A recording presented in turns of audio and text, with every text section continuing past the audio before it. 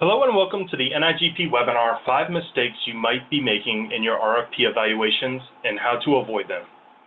Today's webinar is being brought to you courtesy of Bonfire.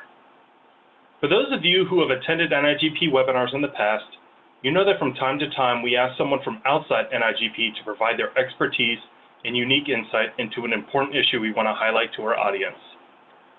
Across the years, those experts have represented both the public and private sectors, academia, and the nonprofit communities. All webinar content is presented strictly for educational purposes only and is not intended to be an endorsement of our speakers, organization, products, or services. Today's webinar is being moderated by Amanda Bala with presenters Omar Saleme and Rachel Friesen. Omar is the Director of Client Success at Bonfire. He's responsible for ensuring that their client base of over 300 public procurement teams receive the support and training they need for a successful digitization of their bid and RFP process. As a frequent speaker on webinars and conferences, he's a familiar face to many in the procurement world. Rachel is Bonfire's manager of client success. She and her team serve as trusted advisors to our clients, providing process reviews, benchmarking, and training to help procurement professionals be more successful in their work. Amanda is a strategic communications professional working in the procurement space. In her current role, Amanda manages marketing programs, working with the Bonfire team to create thought-provoking, engaging, helpful content for procurement leaders. If at any time during the webinar you need technical assistance, please let us know in the Q&A box. During the presentation, you may submit questions to the Q&A box on your screen, and we will take them during specified parts of the presentation. Amanda, would you like to go ahead and get us started? Yes, thank you very much for the introduction. And thank you to Omar and Rachel, and also to everyone on the line who's joining us today. As you just heard, between them, Omar and Rachel have some fantastic frontline experience working with hundreds of public sector teams, which really gives them unique insights into what's happening in procurement departments across the country and where there's room for improvement. I think they'll be able to give us lots of great insights today. So if you've tuned into a couple of our previous webinars, we've recently been discussing various ways that procurement professionals can ensure better outcomes in their RFPs, from digitizing the procurement process to introducing more agile procurement strategies. Today, we're going to be focusing on the evaluation of RFPs and sharing some of the common evaluation pitfalls that we see in our experience working with public procurement teams. Of course, we'll also cover strategies to avoid these pitfalls for a more defensible RFP process and better overall outcomes. We'll go through these in a similar order as you would encounter them in a standard RFP process, from setting yourself up for success, to managing compliance in the process, to the evaluation decision itself. We'll be sure to leave some time for questions at the end. It's important to highlight that every organization is different. There are common issues we see, which we'll be discussing today, and whether they apply to you directly or not, we're hopeful that you'll find some insight that can be used in your own procurement practice. So let's start by making sure we're all on the same page. In this webinar, we're discussing RFP decisions in which there are both qualitative and quantitative factors being evaluated, not just simple bids or price-only decisions. Omar, could you explain to us why it's worth taking the time to focus on the evaluation of an RFP? Yeah, absolutely. And hi, hello, everyone. Well, RFP evaluations are where your organization's biggest spending decisions are made. By definition, these projects are over your thresholds, meaning they end up being hundreds of thousands of dollars worth of spend. It's also a stage that includes a lot of risk and often is under a lot of scrutiny, and I would say increasing amount of scrutiny as legislation kind of promotes more transparency in the procurement process. And this could be, potentially regarding a supplier debrief or, God forbid, a bid protest. That's where the risk usually comes from an evaluation perspective. So getting it right at this stage of the process has a ripple effect. Sometimes you live with these decisions for years. Procurement decisions that come out of the RFP process are often based on strategic needs. There's a need out there in the organization. There are outcomes that you're trying to achieve, and the process of the award definitely goes through this evaluation process. So in order for us to make these decisions effectively, we want to be able to manage the evaluation process, make sure it's doing what it's supposed to do, getting us the best bang for buck. Great, thank you, Omar. In light of this, the best practices we'll be looking at today are designed to ensure not only that you're following a fair and transparent process, which is of course necessary in the public sector, but also that you are achieving, as Omar has said, the very best possible outcome. So let's get started. The first common mistake we'll be discussing today is setting the price weight too high when you're defining how your RFP will be scored during the evaluation process. Omar, in your experience, how high is too high, and why are teams falling into this trap? Yeah, well, I mean, first of all, in terms of the weight of the price, I would say first it really depends on the project and the goals that you're trying to get, again, based on the outcome that you want. Now, based on our experience, based on what we've seen from the data and what our clients are doing, 20 to 30% is probably the sweet spot, and I would say maybe a best practice. And we would generally discourage going much higher than that for reasons that we'll discuss in a bit in more detail. Now, I think this comes down, though, to a misperception that weighting price highly is a way to get, the best price out there, get cost-conscious suppliers to come in and put their best foot forward. But this is often just a misconception, on the part of upper management who don't see the entire evaluation process and not as familiar with the procurement process specifically. They could push you towards something like 40 or 50% in terms of setting those pricing criteria. However, when you do so, you're typically skewing the business outcomes you're trying to achieve. On the flip side, the weight can also be too low. Consider a price weighting of 10%, where a vendor could score really, really highly on a technical aspect, have a really, really high price, and then have a second place vendor who scored almost as high on the technical, but they couldn't get, that first place, meaning that you're going to be paying a lot more as opposed to just going to the second place vendor here. All this to say, procurement teams need to approach the pricing weighting carefully. It has an outcome based on what you want to achieve based on this procurement, and as well in terms of who you're attracting to the procurement in the first place. And in addition to this idea of skewing the business outcomes that you're trying to achieve, what are some of the other implications or risks that occur when setting price weight too high? Omar, could you talk a little bit about some of those? Yeah, absolutely. I mean, the simplest thing to mention here is you're running the risk of buying something that is very cheap, but is not going to deliver. You're kind of incentivizing the market to go in with prices that are low. And if it's a professional service, maybe they could reduce the scope of work or take shortcuts in their presentation of their proposal, which again leads to potentially not you reaching the outcomes that you need. And so we've actually done the research on this. So this is not just a matter of opinion.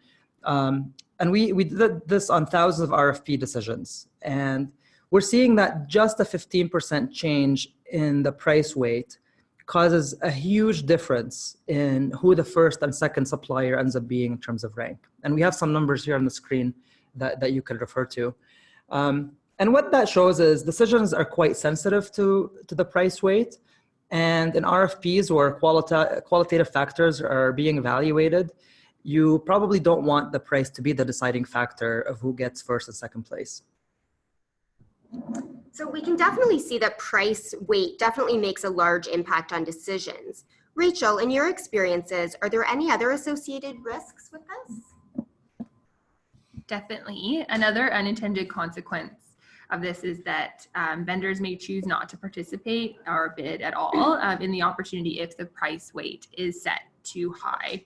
So we've specifically at Bonfire heard from suppliers that if the price weight is higher than 30%, that signals to them that their services are not being valued, and maybe even that there is someone that the organization has in mind for the bid already, that it's a somewhat predetermined outcome, which is clearly an outcome that nobody wants at the end of the day. Great, thanks to both of you for your insight on that. It's clear that price weight has very high consequences. Omar, what advice do you have for teams on making the right weighting choice and where teams should really start with that? Yeah, I would say determine what criteria are really important to this type of category you're buying.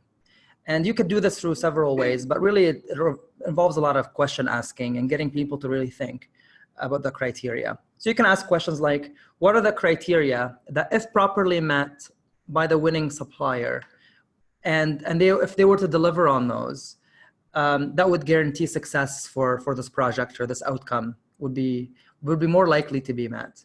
You know, what's going to be the difference between success and failure for this project? And those are the ones that, as part of the discussion, come to the surface as being highly, highly important. Obviously, we'll get a higher weighting. And you could kind of see going through an iterative approach where you kind of set the criteria, write down the things that you think you should be evaluating on, including pricing, and go through multiple iterations till everybody feels comfortable and that you've kind of thought about it from all different angles. And I will say this is in contrast to what we hear all the time sometimes with procurement teams. They're strapped for time, so they end up saying, you know, I'll take the last time I ran this RFP and use the same criteria weighting. Or it could be a Google search, you know, that surfaces similar RFPs that were run by other organizations, and that forms, you know, the basis for your criteria weight. All of those things, I would say, can be thought of as maybe, you know, quote unquote dangerous here in terms of a practice to follow, because ultimately we have to turn it back to the internal clients and show the value that as a procurement function we bring internally by being inquisitive and asking those right questions. So I'll give you an example. You know, and this is very specific maybe to software as a service industry, something that we're very familiar with, and something that we know a lot of you are going out to procure often these days. And so we see those RFPs all the time, and the price is often a component of these evaluations, and it's usually set a little bit too high. But consider this, with a software solution, you're looking, especially if it's cloud-based, there's three major categories that you're going to be evaluating. There's going to be the functionality of the software. There's going to be the service component, which includes things like implementation, support, you know, account management, product release updates, and then there is the price. And right now what we see is a lot of procurement that are for SaaS cloud-based solutions that are putting a lot of weight on the pricing and the functional requirements and not a lot on the service. So what does that really mean? You know, companies that excel on the service side might not be, you know, incentivized to bid on these projects. And so you might get something for a really good price. Maybe the functionality meets what you're looking for, but when it comes to actually using this platform, you're not going to get the outcome that you need. So this is kind of an example that we see over and over again that I wanted to just paint a better picture with. And in some cases, you're getting a lot of pressure from the business unit or executive influencing the project. And I would say try to walk them through the scenario, given your experience and your knowledge. You know, show them what a high price weight will do across these factors. Walk them through, you know, how the vendor's point of view is going to be when it comes to deciding to bid on this opportunity, and whether it's even worth putting, you know, the tens of hours that it typically takes to respond to an RFP. We shouldn't take this knowledge that we have for granted, and we should really try to paint a better picture internally for the importance of spending a lot of time on these weightings. Thanks, Omar. Those are definitely some great points. I really like that idea of not just using past standards and really helping to show others that you're working with who might be outside of the procurement department, really to highlight what the implication would be if there's that heavy price weight. So moving on, the next common mistake that we see has to do with the scales that evaluators are given to complete their scoring. If you're not using any scale and leaving evaluators to assign a point value to each component, this can often lead to confusion and introduce more variation in evaluator scores. On the other hand, we often see procurement teams using a 3-point scale, so they're scoring everything from 1 to 3. That's often not enough to capture the distinctions between proposals that are being evaluated.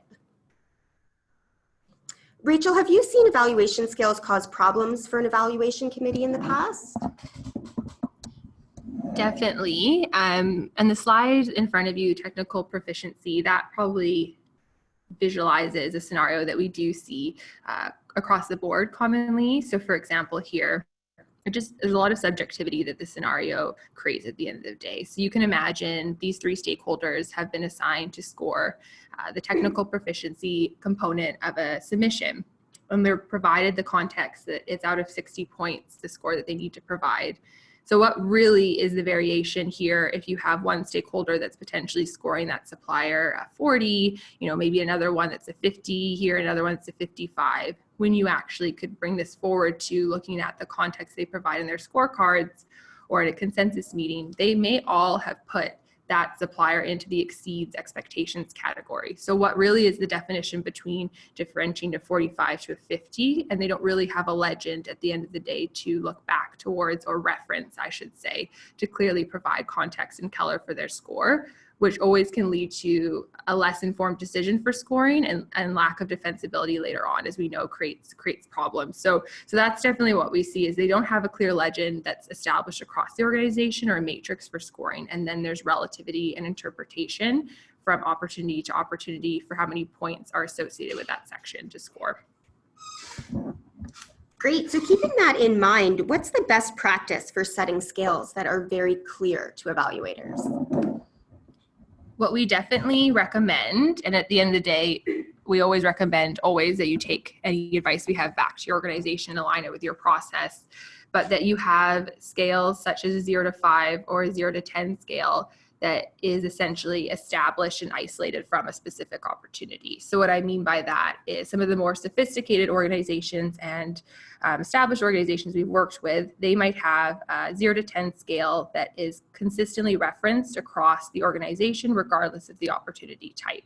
So yes, the language might change here and there, depending on what they're purchasing, but that clearly shows the indication of what would warrant a 10, what would warrant a 9, what would warrant an 8, both in the language within the proposal, as well as the context provided by the supplier. But those are independent scales from the opportunity type specifically, or the actual opportunity itself, so that there's consistency and alignment across the organization, and that the teams can go further by having that clear evaluation metrics at the end of the day.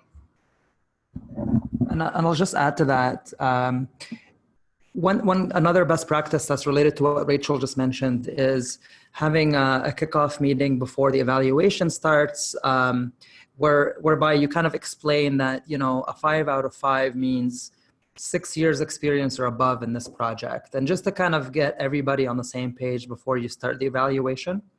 And an add-on to that, those descriptions, and in terms of what dictates a 5 out of 5 versus a 4 out of 5, they have to be displayed in line with their scorecard for your evaluators. So it's a quick reference for them. You're not just relying on that kickoff meeting to inform them, but there's always a reminder for them and to set them being consistent with each other. Thanks to both of you. You can really see how, a small 3-point scale really wouldn't necessarily be sufficient for evaluators to really dive into the requirements and make those clear recommendations that can be easily understood and discussed by the committee. So now let's take a look at our third point that we wanted to chat with everyone about today. And this next common mistake is evaluating pricing along with technical information. And we find often that this one seems to be quite polarizing. For some teams, separating pricing and technical information is a no-brainer and is something that is always done, but others tend to always want to evaluate it simultaneously. Omer, could you walk us through the risk of evaluating pricing and technical information at the same time and what that could mean for teams and evaluations? Yeah, absolutely. And this is actually very well documented. It's a phenomenon called low bid bias. And when evaluators are aware of the price when comparing the qualitative components of bids, there's a systematic bias that occurs towards the lower bidder. And this was thoroughly proven in a university study where the researchers did several controlled experiments with government officials to demonstrate this effect. So what they did is when evaluators were exposed to the bids prices, and then went on to compare the qualitative components, they tended to undervalue the qualitative differences between bids, which significantly improves the lowest bid chance of winning and most likely distorts the outcome. This research was so conclusive, in fact, that the research team recommended that a 2-stage competitive process be encoded in as law as a requirement for any competitive RFP process. Now, the good news is that it can be eliminated by conducting a 2-stage competitive bid in which the bid price is revealed at the end of the review process. And you might be thinking to yourself, we already have a 2-envelope process in place. And I think a lot of organizations do, and that's great. But think of this. There are certain high-value projects, which tend to be RFPs, in which you might be utilizing a consultant, who's there to kind of help the evaluation team interpret some of these proposals and kind of work with them hand in hand as they put in their scoring. Or, it could be a CFO who is kind of observing a high-value project, and because of their position in the organization, they could be privy to all of the information, including the pricing. Now, imagine the consultant and the CFO and the interactions that they could have potentially with the evaluation committee, and how this information now these people have could actually influence what the evaluation committee thinks or does during the evaluation process. And so you can have this indirect, influence from other parties that are not doing scoring on the evaluation committee that could, again, introduce this bias where you actually have a two-envelope process in place.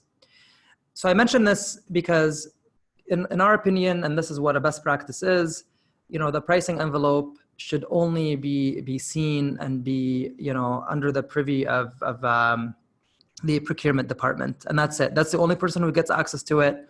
And as you mentioned earlier, Amanda, this is something that we reveal at the very end after all the scores have been tallied from a technical side. And only then do we reveal the pricing and see how that ends up changing the ranks potentially.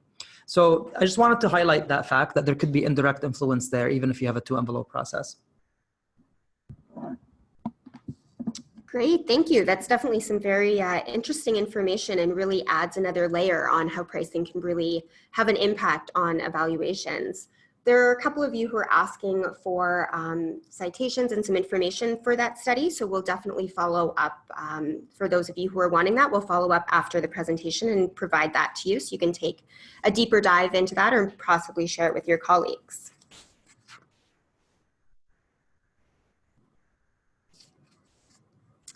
So we've talked about just how much pricing can influence evaluations. Rachel, could you walk us through some of the psychological reasons that are at play here and kind of behind some of the issues with pricing?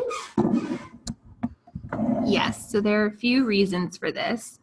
Basic research on decision-making suggests that people are very sensitive to the context in which decisions are made.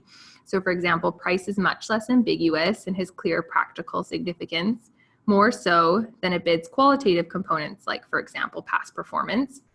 Comparing them together means that evaluators naturally focus on the difference between price, and they underweight differences in quality because of that. Another factor that many of us are familiar with, of course, is confirmation bias. So that, again, describes the bias that people tend to give more confidence to information or evidence that supports the result they want to reach, and vice versa. So in public sector, we do want to keep costs down at the end of the day, so bid evaluators might naturally identify the lowest bid as the favored one, and that bias, conscious or subconscious, translates into a preference for that bid in scoring. So consequence of this is that the lower bid priced, or lower price bids, I should say, has a distinct advantage.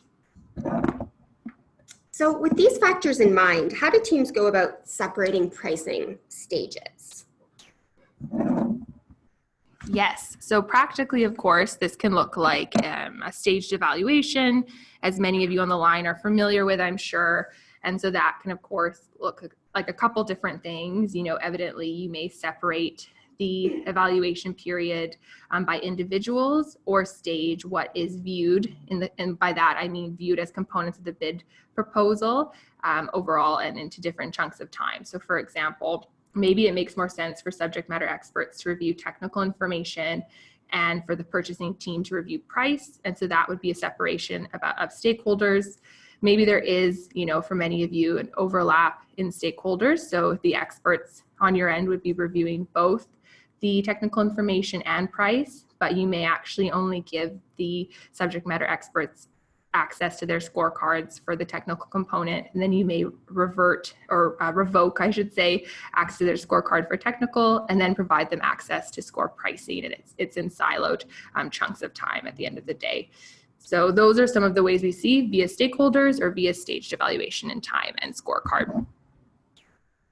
Fantastic, thanks, Rachel. And I think that it's worth adding that there are additional benefits to segmenting the evaluation by different groups in general, whether it's pricing or other stages of the evaluation. On one hand, you have greater accuracy. Evaluators are scoring only the information that they have the expertise and context to effectively evaluate. So you're having everybody just focus on what they do best and what they know best, which of course means, hopefully that means they can move through the evaluation quicker. They have fewer documents to review. It can be less daunting for them to even get started because of that. And of course, there's greater ability to ensure confidentiality and limit interference, when it comes to the evaluation process. And this is, of course, in addition to the obvious benefit of eliminating the biased outcome that we talked about earlier. Great, thank you. On this topic of bias that you actually just mentioned, moving to our fourth point, another component of eliminating bias is ensuring that there are no conflicts of interest in your evaluation committee. Conflict of interest forms are commonly used, of course, as I'm sure you all know, to ensure individual evaluators don't have any reason to personally benefit from the outcome of the project so that they can participate in the evaluation without any bias. However, one mistake that we see is organizations collecting the conflict of interest declarations on an organization-wide or one-time basis rather than on a project-by-project basis, and that can be a very risky practice. So Omar, why aren't teams collecting conflict of interest forms on a project-by-project basis, and how can they easily change this and make it a lot easier to collect those forms on that project basis? Yeah, I mean, it's hard to argue against collecting conflict of interest forms for each project. Most teams probably agree that they should be doing it. In practice, some teams are not. They're either distributing the conflict of interest form and starting the evaluation in parallel, so they're not waiting for one to gate the other. Some organizations actually have, potentially have one form signed every fiscal year that presumably covers the evaluation committee for the entire year. So these are just ways of doing it that are probably not ideal, but they're done because the process right now as it stands, especially in a paper-based, email-based process, can be very tedious. It's burdensome. You have to collect these forms on every RFP. You can picture you send a PDF conflict of interest form to someone who's already busy, who doesn't really consider the evaluation to be their main job. Then they have to print it out, figure out the scanner, and then emailing it back to the procurement, professional before they can start their evaluation. And if the process being followed to the letter, only then does the procurement professional then go and give them the documents that they should be reviewing. All this to say, in a process that already takes a long time, when we keep hearing over and over again that cycle lengths need to be removed or reduced, from a procurement perspective, this can easily add a couple of weeks that are, quite frankly, potentially unnecessary and can be avoided, as we're going to talk about in a bit. And this to me is, in terms of what you asked earlier, Amanda, like how can we make this process much easier? To me, this is one of those quick wins of digitizing the RFP process. An e-sourcing platform, for example, can offer the ability for you to automatically attach the conflict of interest or NDA form and have the evaluation gated by having a non-conflict of interest form signed before these evaluators get their hand on this project. And again, because this is a digital process, there's audit trails that are in place that can prove definitively that this evaluator did not get access to any of the documents until they declared a lack of conflict of interest. So it's actually really easy to do. And an e-sourcing platform can, turn this nightmare of a process that includes email, print, scan, sign into literally something that can be done without exaggeration in about 10 seconds or so. That's fantastic to see that there could be such a simple way to eliminate this as an issue for teams and really take that, reduce that burden, at least for the evaluation committee. So this brings us to the fifth topic that we wanted to discuss today, and that is arriving at a final score by adding up individual evaluator scores rather than doing a consensus style analysis. Rachel, could you walk us through the risk of not doing a consensus analysis and why would that be a problem? Yes, so many teams, they simply add up the evaluators' scores and they take that as the overall final score to make it their decision for award. And here's an example of why that's not best practice. So for example, if 3 evaluators are scoring on, let's say, a 1 to 5 scale, 1 being exceeds expectations, or sorry, 5 being exceeds expectations and 1 being poor, and you receive a 2, 3, and 5 from evaluators, your average will come out to 3.333.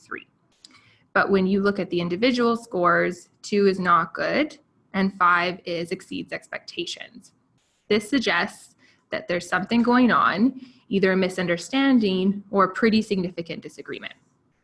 In this case, 3.33 is the average, but probably not the most representative score. It's important to understand, of course, so where your individual evaluators or how your individual evaluators are substantiating their scoring. So for example, this will probably hit home. Many of yourselves, even if you have forced scoring comments, they may not provide a lot of color behind why they chose that number. At the end of the day, people, even if you're in whatever vertical or organization you're purchasing for, so for example, healthcare, you may deal with stakeholders who are literally clinicians. They may not have the time to add too much color behind that number they've chosen, but you do want to make an informed decision.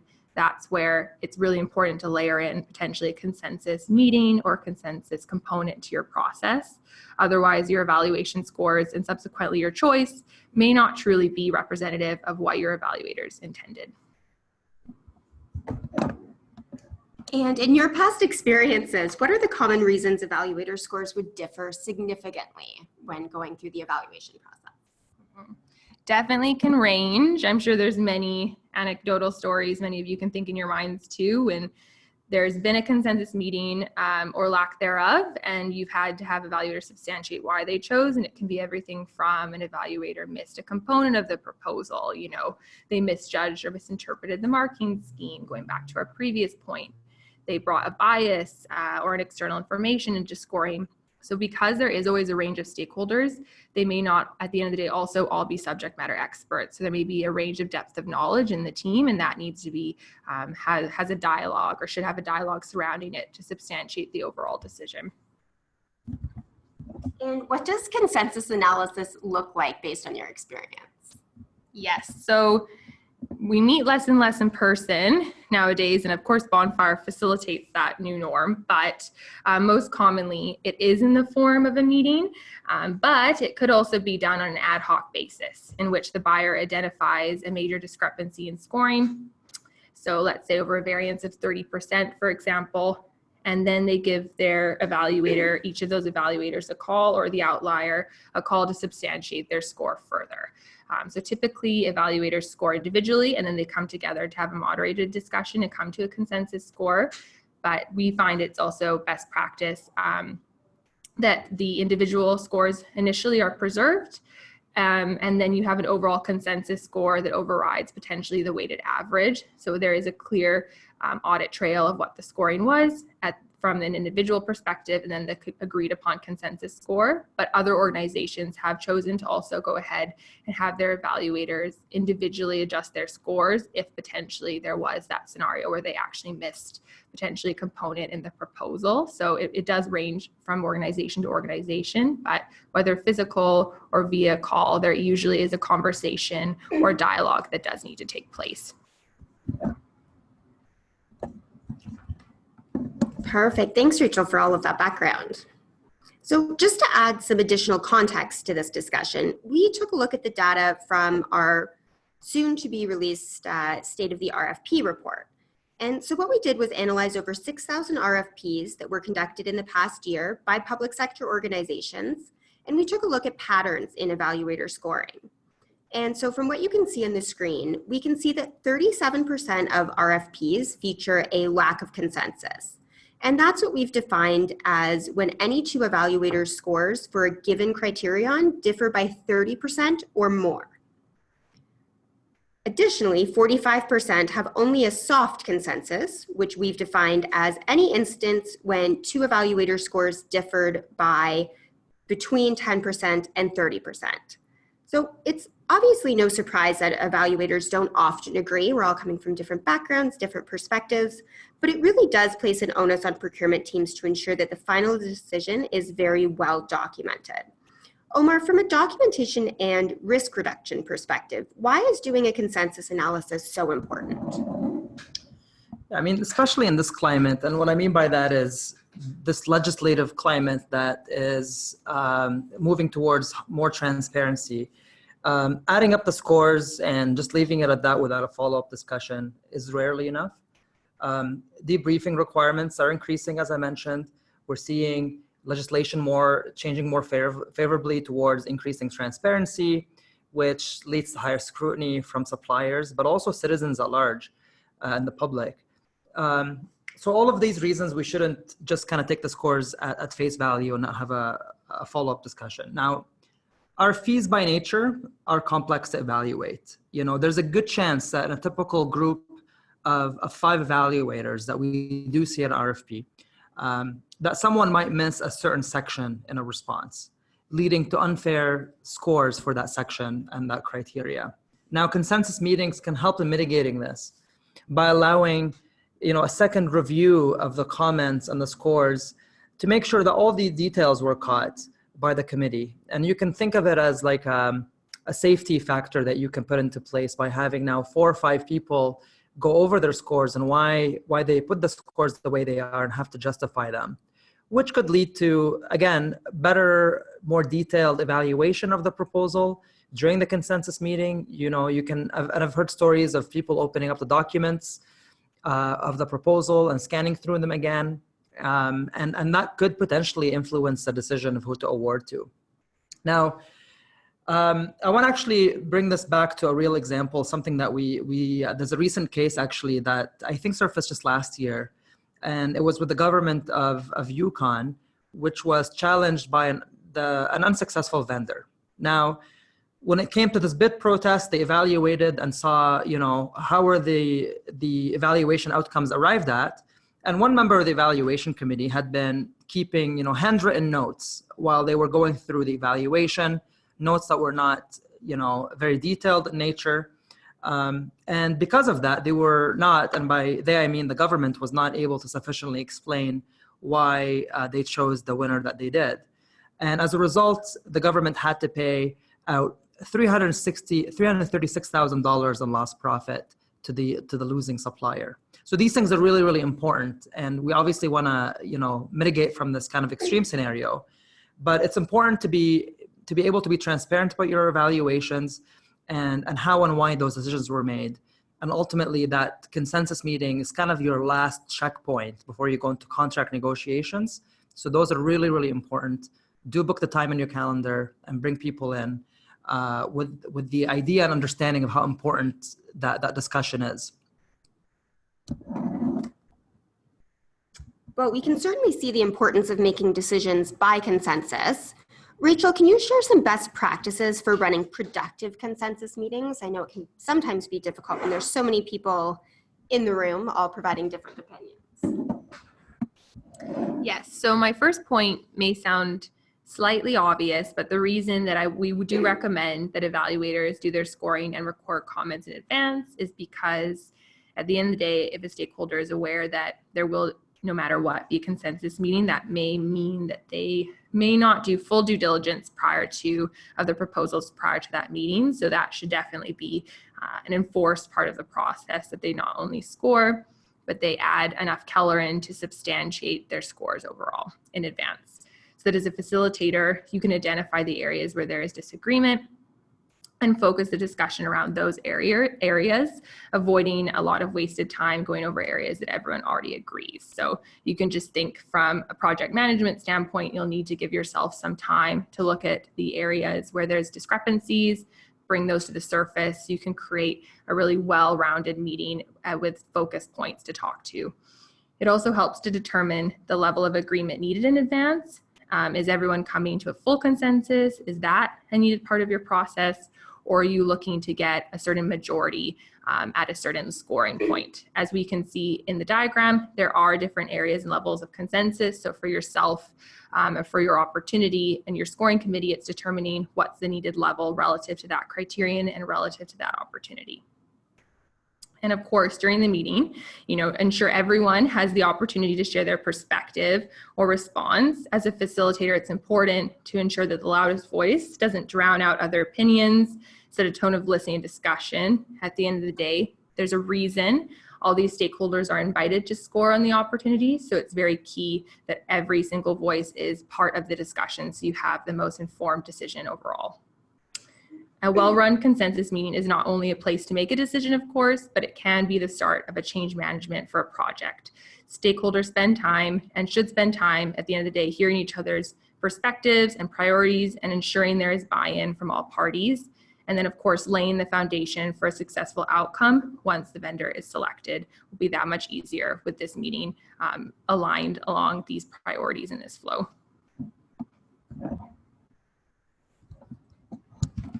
Those are some great tips, and I think they'll help those on the line to really see the importance of these consensus meetings and possibly maybe make some tweaks and changes to ones that you already are running.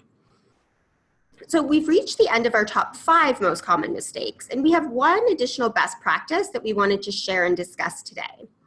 As we've discussed in latest webinars that you've possibly attended, more and more organizations are using multi-stage RFP formats to ensure the best outcome in their RFP.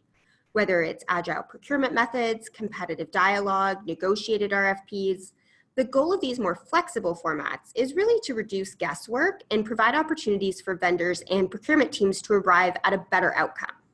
So that brings us to our last piece of advice, and we wanted to just touch on the idea of running a best and final offer round. Omar, could you walk us through what a best and final offer round is exactly for those on the line who possibly haven't participated in one before? Yeah, absolutely. I mean, the way I describe it quite simply, it's one additional stage at the end of the evaluation process, or towards the end of the evaluation process, in which shortlisted vendors have the opportunity to submit their best and final pricing offer. Typically an organization would include the provision to seek a best and final offer in the terms of the tender, or like in the RFP language itself, just to set the tone. Some organizations don't do that, and they just kind of go to the shortlisted suppliers and invite them for a BAFO submission. So after going through the evaluation as normal, the shortlisted vendors are invited to submit basically an updated pricing document. And the proposal scores are then adjusted in light of this new information to reflect the new ranking potentially, if it does change the rank. Now, this process has been around for a while, and it's used very successfully by several states, several organizations, but we don't see, a wide adoption of the practice yet. And maybe to dwell a little bit more about the process here, sometimes only the proposers who score within 5% range of the highest score awarded are invited to submit a BAFO. So you're kind of focusing on the top 2 or 3 contenders. Sometimes the step offers vendors the ability to provide elaboration in parts about their proposal that were confusing and lack definition. So it's not just simply an updated pricing document, but it could be additional documentation to help the evaluation committee, hone in on exactly the right offering they want. And like every part of the procurement process, it must be conducted fairly and transparently, meaning that you're going to follow a process in which the project is open for a certain period of time. There's kind of a blackout period in which people can't score and can't communicate with the suppliers, and then do the evaluation in a silo again, and then reconvene to do maybe potentially another consensus meeting. In simplest way, it's a way to achieve greater savings. And we see, based on the actual projects that we've seen here, about 10 to 15% savings in what we have seen with clients in terms of before going to a BAFO and then versus after. So there's a huge missed opportunity for achieving cost savings, and we'd like to see more organizations adopt for the greater good of ensuring best of value for public funds. And I will say, I was on the other side of the equation as a consultant, and I know kind of the dynamics that are at play when it comes to a submission for a BAFO. And there are all kinds of situations that can be exposed to the advantage of the procurement organization when it comes to a BAFO. I'll give you an example. The consulting firm, for example, could not have a lot of business and they want to keep everybody employed and not do layoffs. And so they could potentially be willing to offer a service at cost or slightly above cost in order for them to guarantee the business and keep people employed. Another situation could be a certain organization wants to work with you and they want to kind of prove to you how good of a service provider they are. And so they're willing to go a little bit below their standard rate in order to win the business. And that dynamic is never uncovered in just a one-shot pricing scenario, which is what most RFPs do. You want to invite them to reconsider. You want to invite them with the opportunity to say, hey, you're so close. If you just put in this extra offer and you give us maybe a better price, you might win this. That changes the dynamic completely when it comes to an RFP versus an RFP with DAFO. Thanks, Omar. It sounds like introducing this method could really have a large impact on organizations, and so should definitely be something that's considered. So before we conclude and move over to the questions, I know we have quite a few coming in, we did want to briefly explore how technology fits into this overall equation. There are a host of procurement technology solutions that focus on digitizing the posting and solicitation phase, but the evaluation process has been somewhat neglected in the procurement technology space. So this means that the most high consequence, high risk part of the process, which is the evaluation as we've been discussing, is in many cases still being done by paper, email, Excel, as Omar provided in that last example with just people taking handwritten notes. So end-to-end sourcing platforms really cover the entire process in one place, from posting to evaluation all the way through to award. Omar, could you talk a little bit about these end-to-end sourcing systems, and can they truly help teams avoid costly mistakes in RFPs? And if so, how would that play out? Yeah, sure. I mean, maybe we'll start with the fact that everyone knows technology is not a silver bullet, and by no means we're suggesting that it is. Introducing a system where a process needs to be improvement is not going to replace a process that's broken. But what it does mean and what technology allows you to do is, on one hand, it's going to reduce the risk, through the comments that Rachel mentioned, or the example of the government of Yukon that we talked about earlier. It's going to reduce manual work, again, from having to distribute those bid packages across the organization, having to create those Excel sheets and then collect them all and do, all the tabulation yourself. It's going to free up the procurement team to take part of these, higher value add activities that are going to ensure a better outcome. It could do things like operationalize the compliance process, which we talked about earlier with the conflict of interest or the NDA forms. It allows you to spend more time on important areas like doing proper due diligence to set the price weight, working with end users on really clear criteria and evaluation matrices, spending time facilitating productive consensus discussions. This is where the procurement department really shines and where they could provide a lot of value internally if they're freed from, the shackles of all this manual work that a lot of teams have to unfortunately deal with. The reality is procurement teams are under a lot of pressure and a heavy workload. We hear this day in and day out. Managing the evaluations offline, whether through paper, Excel, email, makes it really difficult to stay afloat, let alone be implementing best practices and improving your own process. And so an end-to-end platform removes that element of human error, makes it easier to ensure that compliance boxes are checked, and allows you, again, to be more effective within the organization. And so what that does really free up capacity so procurement teams can focus on ensuring, the best outcome for the organization and not just be simply the guardians of the procurement process as they're often seen.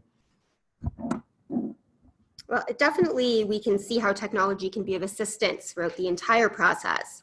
Rachel, how do teams go about, if they want to introduce some form of technology, figuring out what the right technology is for them? So maybe you can just walk us through what they should be looking for and making sure that platforms do when they're looking for a technology solution. Definitely. It's important. There's a few key questions for every organization to ask themselves and points to analyze and reflect for their organization as a whole. So, for example, does the solution truly capture their entire process? And you can think beyond even the listing to evaluation component. You can look and even think about even vendor performance and contract management, and think about a truly end-to-end solution to lifecycle management. So is there any step because of that? Is there any step because of the lack of capturing of the process where they will have to go outside of the system, for example? So you can even think through integrations, thinking through also the greatest efficiency gains come from having everything centralized in one place. So it's really important to think through the holistic perspective of an organization's process and what will truly be captured and what they'll have to do outside. Is the platform, of course, flexible to different types of opportunities? Does it have the capacity to run not only simple bids, but more complex RFPs or deeper qualitative opportunities? Where is, or what is, I should say, the evaluator's experience? Making sure that it's seamless for that stakeholder. So it's really important to think through the evaluator experience, the supplier experience, and of course the buyer's experience, and then layering that on what the director level visibility looks like too, and the centralization of information and data. On top of that, this is probably front of mind for most people, but at the end of the day, thinking about what the audit trail looks like for information in the tool, so that there's always access to transparency, information through reporting, and what kind of tools does the software solution have when it comes to analyzing the bid and RFP responses overall. So if you know that you're an organization that typically stewards the best and final offer process, does that software solution enable you to do so? So really overall, it's key to think not only about what your organization's process is like, but what your process could be, because often we think about what we need now, but it's important to think about for yourselves where you want to go in the future and making sure you align with the tool that enforces best practices.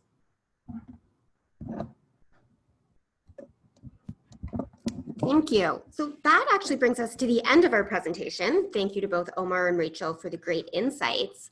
Now we want to turn it over to our audience. I know we have quite a few questions already, but feel free to add any in if you have any questions, or if there are any other RFP evaluation mistakes that you've come across that you think would be great for the group to discuss.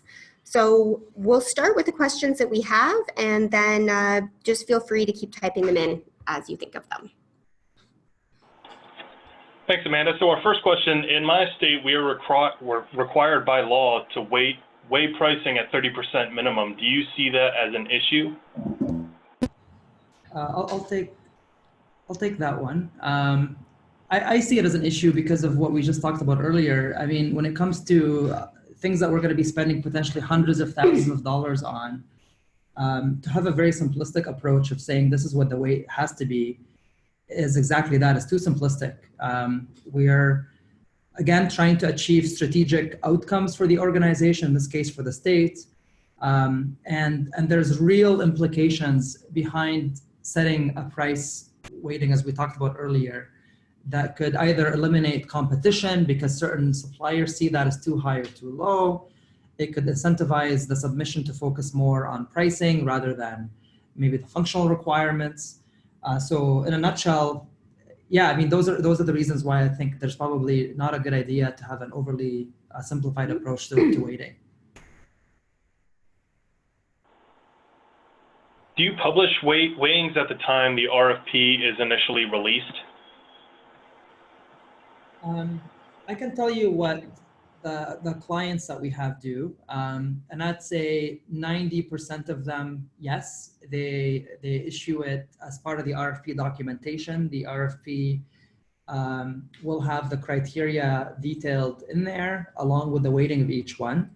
And this has become a legislative requirement actually in a lot of the jurisdictions that we work in, where before, and I say before, maybe only like 6 or 7 years ago, this was an optional thing to include the criteria. Now it's an expectation. And I would say a lot of states are catching up, when it comes to that.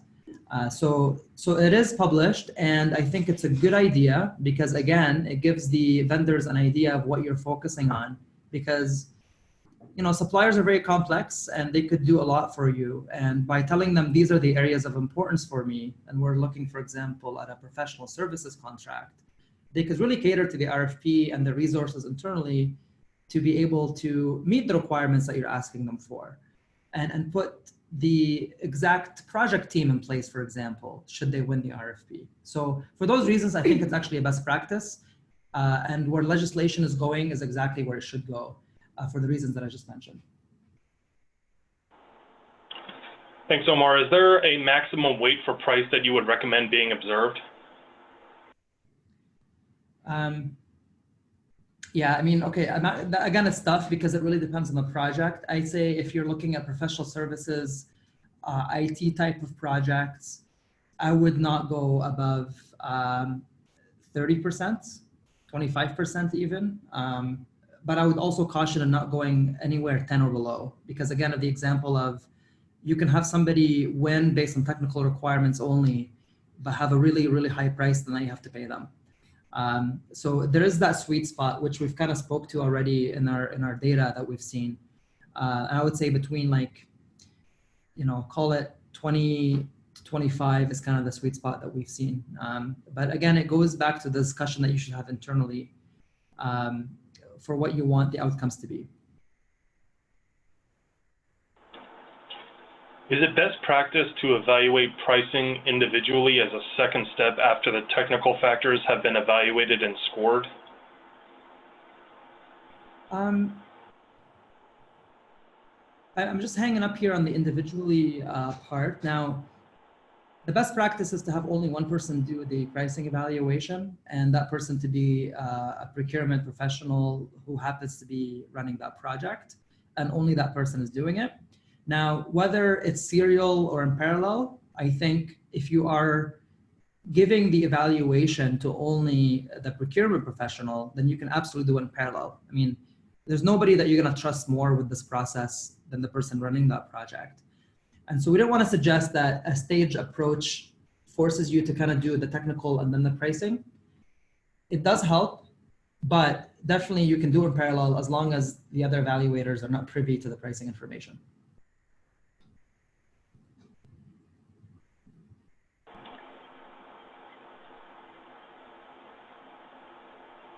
Is there not also a high bid preference due to perceived quality cost?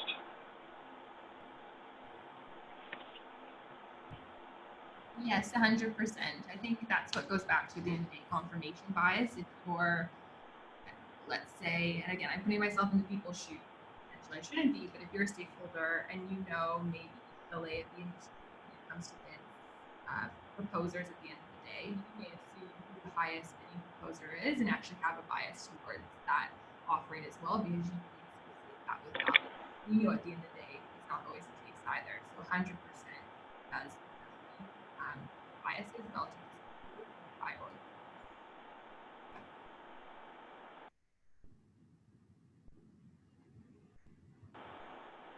Rachel, would you mind repeating that and maybe getting a little closer to the mic?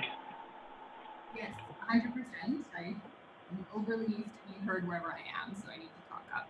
So at the end of the day, yes. So with confirmation bias, it works both for high valued vendors or high quoted vendors or quoting vendors and low quoting vendors. So if I'm a stakeholder or an evaluator and I maybe know the lay of the land of the industry, I may at the end of the day interpret who the highest quoting vendors are, and I may associate those vendors and those providers with quality. Day where we know that price doesn't always equate to quality. There's a range of factors that must be considered for what the quality looks like from a provider. So confirmation bias really depends on the stakeholder, which is why it's important to look at our 5 common mistakes and our 5 recommendations holistically, because that can then be brought to the surface through the comments as well as through the consensus meeting later on. All right, thank you so much. Do you have a standard conflict of interest declaration form that you use, and would you be willing to share that with us? Yeah, absolutely. Yeah, and we'll leave you, is it Amanda, your email? Yeah, Amanda's email address, and we'll be able to get it to you. Do you have any experiences with committees not reaching consensus? Yes, and I would say there's a couple of processes that we've seen. I don't know if there's a best practice that we're going to recommend here. There are those organizations that run a consensus meeting, and at the end, if there's an evaluator who's, kind of doesn't want to see what the rest of the evaluators are seeing and wants to kind of stick to their ground, some organizations allow that to happen, and they say, hey, as long as it's justified scoring decision with a comment in there, we're just going to take the average, and at the end of the day, that's why we have a bunch of evaluators in the room, so we can get an average opinion, so to speak. Other organizations actually do kind of force a consensus to happen. And we define consensus here as there's no larger than 30% differences on the scores between two evaluators on any criteria. So basically, we're always less than 30% divergent in our scores.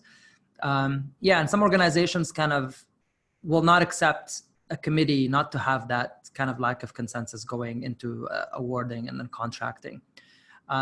So to answer your question, yes, it happens, but what we see after is kind of split between those who want consensus and those who don't care for it as much, as long as there's a justified score. Do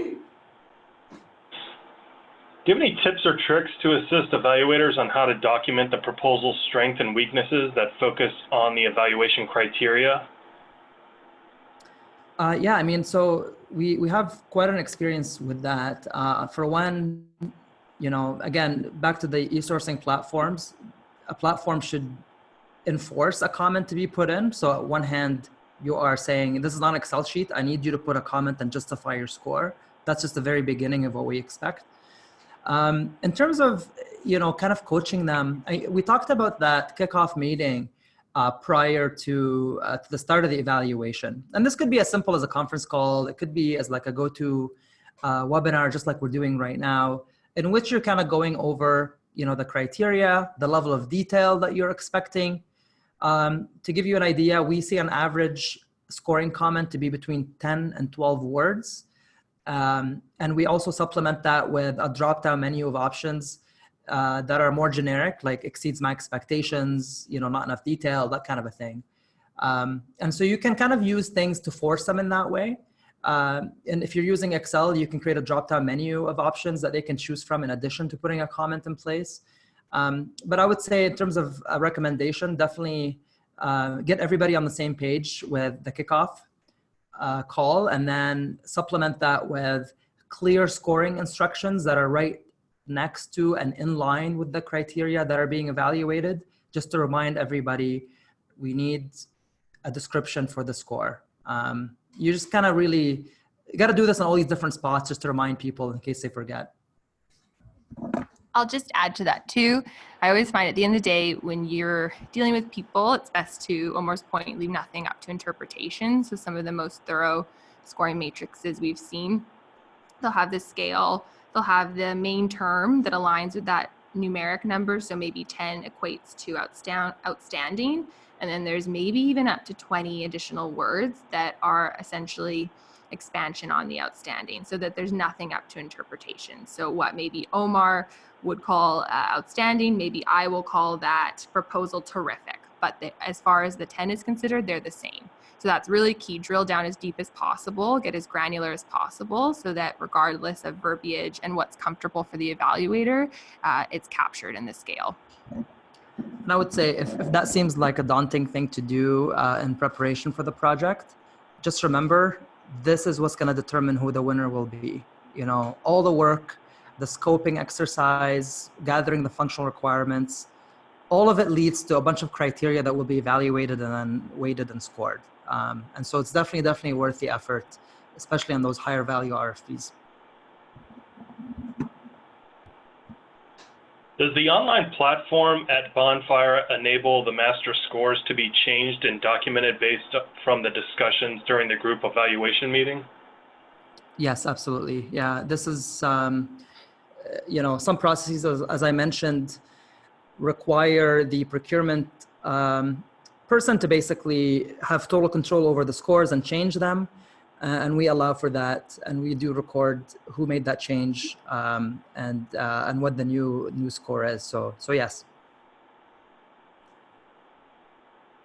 On one of the slides, impact of price, weight on outcome, the key insights talk about different winners. Do we know if the end contract performance was satisfactory? That's a great question. And the data that we have doesn't have that side of it, which is how is the performance done.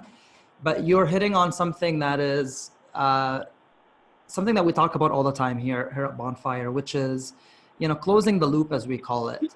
You end up, you put a lot of time in doing research, set the criteria, you do the weighting, you do the scoring. Now it's in contract. 2 years later, now you have a true outcome for what that, did we achieve our goal? Is the contractor that was selected on the right basis and criteria? This information right now is starting to get collected by more and more organizations. Certainly at Bonfire, we have a module that allows users to do this. And the idea behind that module, frankly, was to kind of close that loop and say, last time you went up for janitorial services and you had the waiting for pricing that like this, and you were asking for this and this criteria. And now we're getting to evaluate the performance of this contract. And we can say, well, we never really asked the question of, timeliness for the janitorial company to come in or the kind of materials they're using. Now we're very much, there's allergies that people have in the office that we weren't aware of, that these materials now are causing issues for us. And then being able to loop that back into the next janitorial services RFP and putting those requirements in place such that you kind of avoid the mistakes that were done in the past, to me, is the ideal procurement process. And all of this really starts with digitization of your process. So these information and these tidbits are at your fingertips.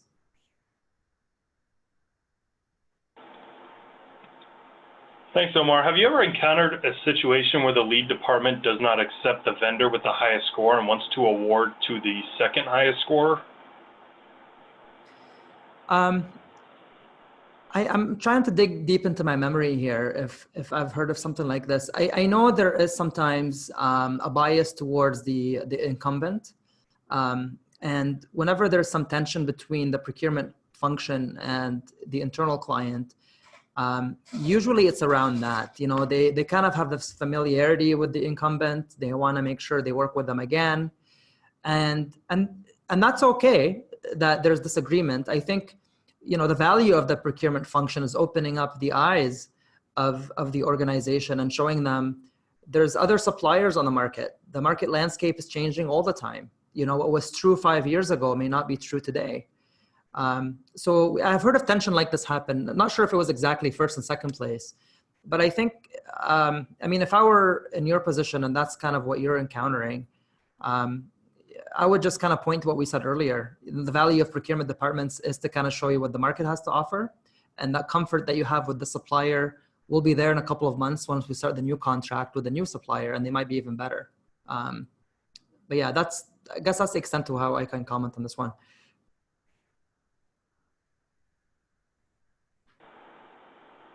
What is the average number of evaluating criterias you've seen?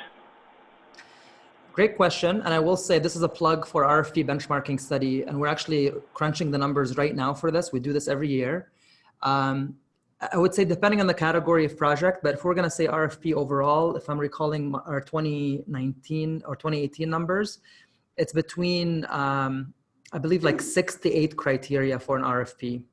I would take that number with a grain of salt because it really is category dependent. So when we're looking at IT types of projects, that number goes up to 50 plus, say between 50 and 70 criteria, because now we're looking at functional requirements. But in terms of like your typical professional services RFP, I'd say it's safe to say that it's between 6 and 8.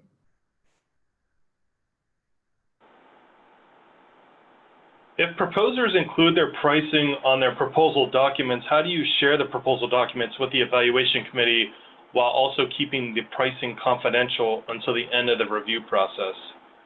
Yeah, great question. And that does happen. There's a couple strategies. There's a strategy of the price form being an independent form, like an Appendix B or something like that, that has to be submitted separately. That allows you to kind of take that document, put it in envelope B, or not even share it at all with the team.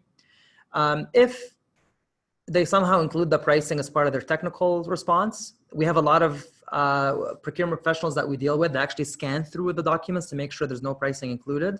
If it is, they'll redact the information and upload like an amended version of that proposal that allows the evaluators to see everything else but the redacted portions of that. So yeah, this stuff happens, but these are the two ways. I think I would start with a strategy of having all the pricing done in a separate appendix.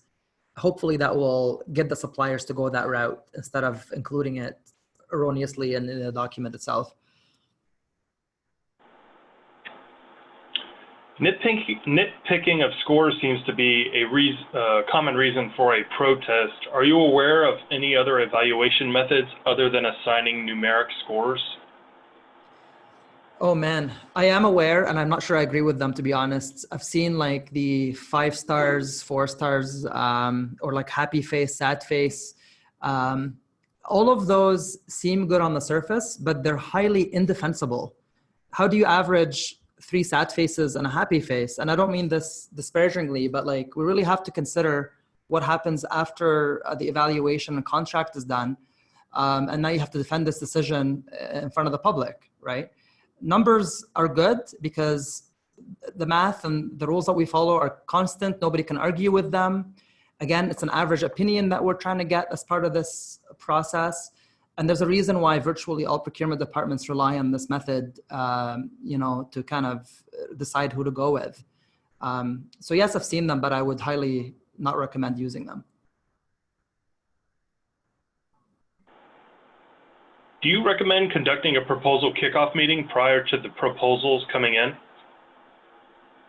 Yeah, and I think if I'm interpreting the timing of that meeting correctly, it's kind of what we alluded to earlier. I guess we talked about before the evaluation starts, you should have a kickoff meeting. Whether you need it before the proposals start coming in, like when the project is now, the draft is finalized and you're out to market and you're waiting for the proposals to come in, I'm not sure if that meeting can deliver any value, because at this point, your hands are tied, like the scope of work is already out there.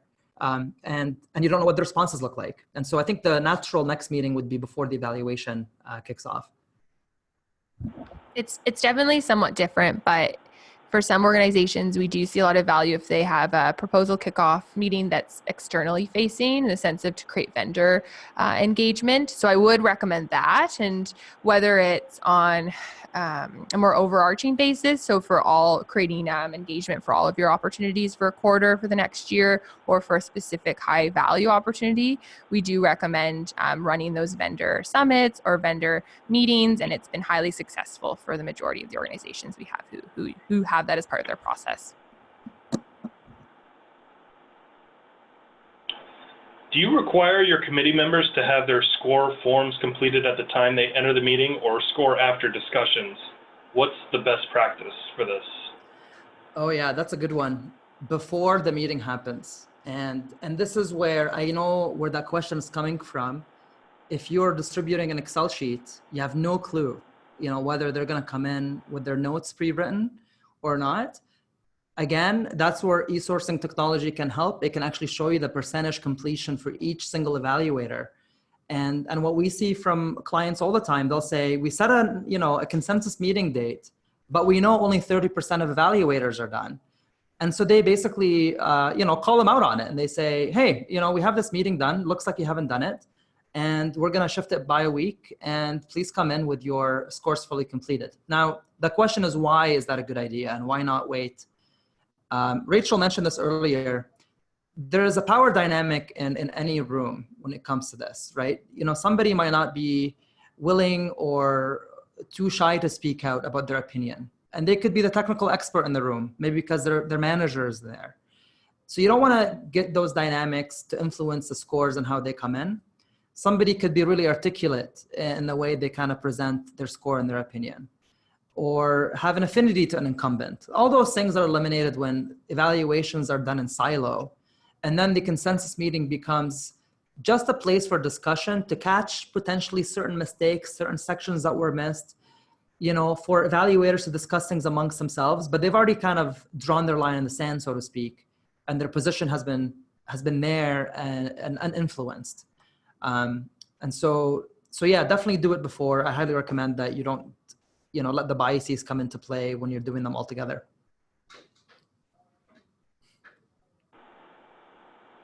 Regarding best and final offers, is there also a best practice in specifying in the RFP that there will not be a BAFO round, and as such, proposers understand that their initial pricing submissions need to be their best pricing?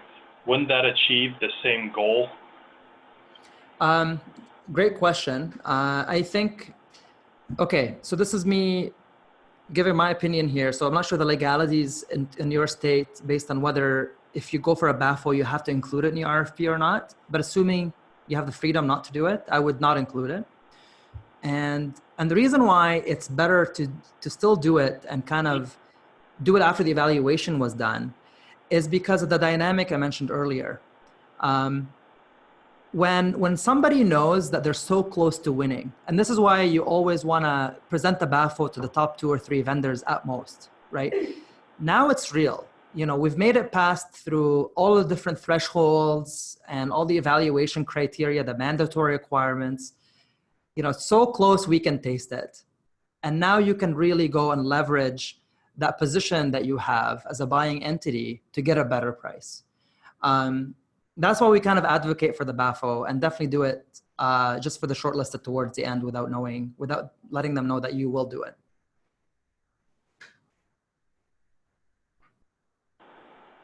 When procuring software, is there a bias toward the incumbent? Isn't it frequently due to the high cost of implementing and integrating new software? And how do you handle that? Yeah, I mean, I can totally see where that's coming from. Ultimately, I think, you know, if you're buying the software on behalf of a client, and I guess there's a couple of different reasons why they are coming to you to go for an RFP again. One is you've exhausted all the option terms and now you have to go to market, right? And there are associated, obviously, change management and reintegrations that have to be done. When it comes to software specifically, though, the world is changing at breakneck speeds. There's technology being introduced, you know, I would say on a quarterly basis, to be realistic, that will actually make sense for you to go out and explore what the market has to offer. There are new entrants to the market all the time. And so even though it might be easy to just continue and re-sign the contract and just continue working with the incumbent, at least from a functional requirements point of view, there should be at least some appetite to go and see what the market has to say for a fast-moving industry like software.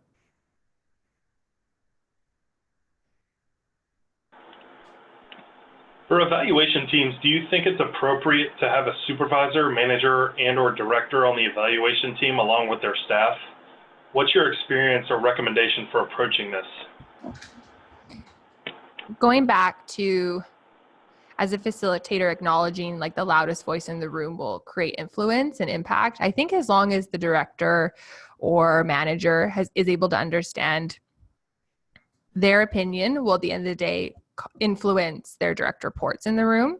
And if they are the facilitator, they 100% have to be aware of that. And maybe, if anything, abstain from having their opinion for some time. And then on the other side of that, if they are not the facilitator then needs to do a job of acknowledging the different opinions and voices, and maybe even having the director speak last, potentially. That's another strategy. But that's, at the end of the day, the different ways that you need to solution the meeting so that it's effective and everyone's voice is incorporated into the dialogue. And to add on to that, if you have a dynamic in which you need, like, say, a director and others on the evaluation committee, I think the question that I would ask is, should the director have different criteria that they need to evaluate from their perspective from a more strategic point of view? And because ultimately what's going to happen if they're all evaluating the exact same criteria, there could be legitimate disagreements among how they see, you know, the things they're scoring based on their viewpoints and vantage points in the organization, which could dictate, you know, back at the evaluation committee formation stage, and even before even going out to market, are there questions that need strategic vision? And should we get people who have that vision to answer those and score those separately from those that require more of a day-to-day approach? So maybe kind of a little bit of a convoluted answer, but I would just say dig into that a little bit more and see why the director needs to be involved. And the fact that you are introducing a difference of opinion just due to the fact that they just see the world differently. If references were requested, do you require that someone write a report summarizing the feedback from the contacts provided by each supplier? Is that report distributed to scoring members before the score? The way we've seen references being done, and this is just what I recall from the examples that I've seen, typically they're done actually independently from the evaluation committee, meaning that the procurement, depending on the project, if they can actually internalize what those references are asking for and what the information in there entails, then it's usually done separately from even the evaluation committee, not to kind of influence their opinion on just the technical scope. And that plays into a criteria that gets scored, and it's not really going back to the evaluation committee to have them influence what they think of the vendors that they're evaluating. So really what the evaluators are just doing is evaluating the criteria from a technical scope point of view.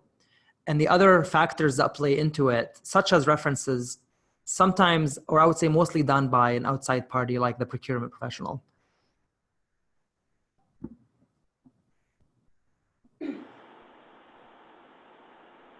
During the evaluation process, do you release the names of the responders?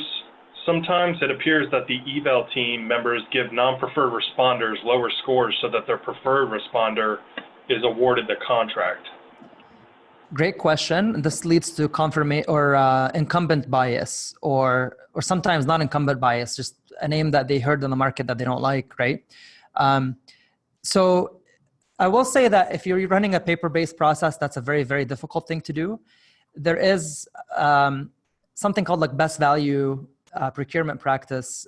I think it was at the time created by the Arizona State University. There's a team there that kind of advocated for having anonymized evaluations happen. And Bonfire actually has a functionality that allows to scramble the names of the vendors who come in. And so the evaluators are just kind of blindly evaluating, ABC 365 and BXY 59, and they have no idea who those are. And that's usually complemented with a very specific instruction, which dictates that the vendors fill in specific forms where they cannot mention anything that could identify them as being who they are. And if you are to include anything that identifies you, then you will be disqualified. And that's how you get vendors to comply with that. So then you have these forms that are essentially cleansed from any references to who this vendor might be. And so stage one would involve basically this blind evaluation. Once they've emerged from that, stage two becomes a consensus meeting where we kind of like de-anonymize the names. And now everybody can see, the names of these suppliers, but it's okay. We've already done all the technical evaluation. Now we can do the consensus meeting, pricing, and so forth. So yeah, we've seen some organizations do this. Is it a widely adopted practice? It's still not. But with technology, you can definitely make that happen much easier than with the paper-based process.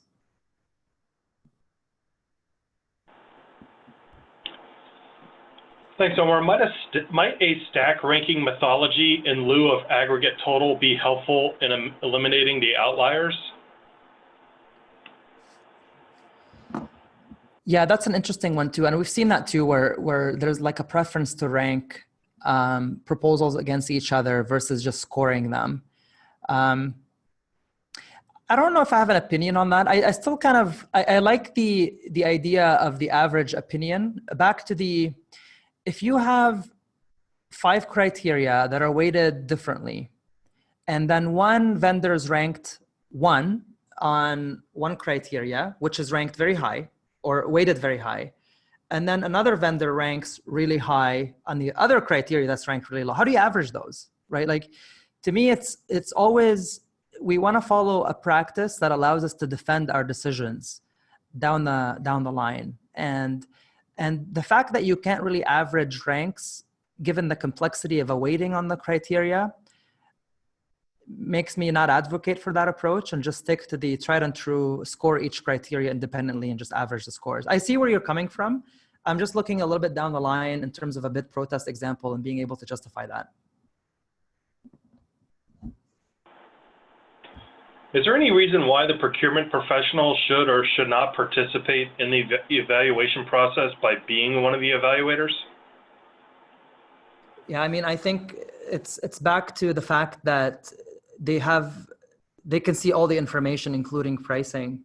The only evaluation they are typically and should be involved in is the pricing. So in that, if your question was about evaluation at large, then yeah, they should definitely evaluate the pricing. They don't have to, but I think it makes it more fluid and easier for them to do that. But whether on the actual criteria themselves, I would say no, unless you are buying procurement software, something that the procurement team is actually using, in which I would apply the same rigor of a two-envelope process in which somebody outside, maybe in IT, does the evaluation for pricing, or maybe somebody outside of procurement for sure.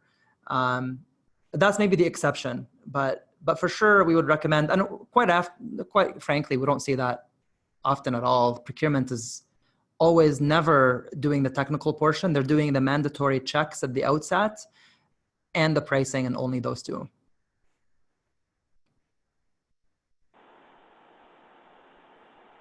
Is the RFP the only way to procure software? Since software is highly variable, is it possible to use a bid instead and still be fair to the suppliers? I would say no. The RFPs, let me back up one track. And we actually had a webinar on agile procurement. I think it was a couple of weeks ago, where we talked about specifically those complex projects that require a scope definition and how you could do them in steps, meaning that you can go out to the market and develop the solution and understand the market as you're shortlisting suppliers.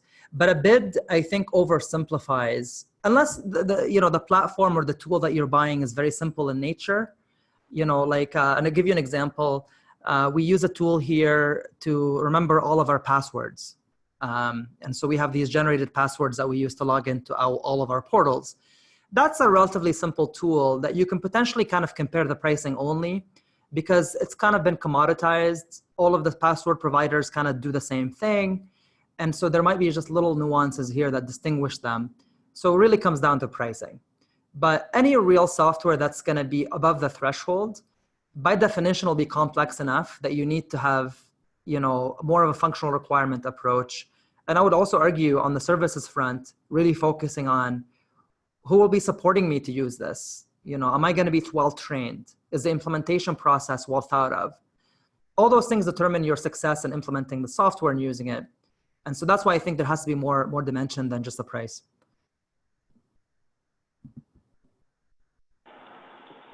And last question, do you have a main evaluation criteria for all bids, which you then tailor to individual products? There are some common ones that we see, for example, on like professional services. Professional services like consulting, the quality of the firm sometimes dictated on the experience of the professionals that are going to be taken on this project. So things are like resumes of the project team or history of similar experience is very common in those types of RFPs. So I would say, depending on the type of RFP, there's probably a few standout criteria that are common across the board. How they're weighted could be different among different organizations. But one set of criteria that applies for all types of RFPs, I would caution away from that because of the nature of what you buy. And picture, an academic institution like a university. One day they're buying microscopes from a research grant that the professor got. The next day they're getting printing services. And then there's janitorial supplies, athletic equipment. All of these are really hard to measure against the same set of criteria. But if grouped under certain categories, there are commonalities that we see.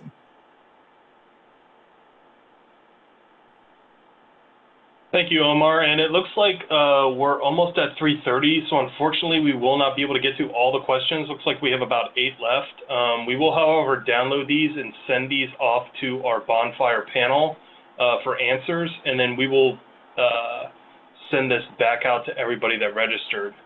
At this time, I'd like to thank Rachel, Omar, and Amanda.